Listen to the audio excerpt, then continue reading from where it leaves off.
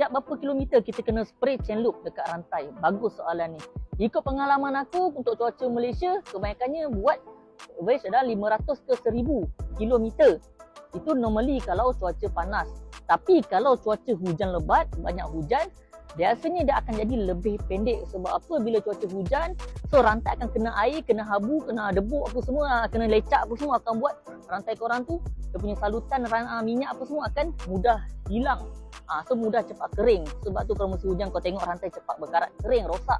Sebab tu pentingnya chain loop yang betul-betul tahan heavy duty dan tak mudah kering. Walaupun cuaca musim hujan banyak, tak terlampau mudah kering rantai korang. Perlu chain loop yang betul-betul heavy duty. Lepas tu kita keluarkan chain loop Metanov ni sesuai untuk cuaca Malaysia. Ada rider Malaysia yang terpaksa menghadap cuaca Malaysia yang selalu hujan macam sekarang.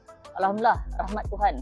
So untuk korang jangan lupa dapatkan chain loop heavy duty Metanov kita sekarang. Sebab order pun tengah rancak. So kali ni stok tak banyak, dalam lebih kurang 3000 botol saja yang sampai. Tak tahu apa lama dia dapat bertahan ni. Sebab first batch dulu 3 hari dah licin.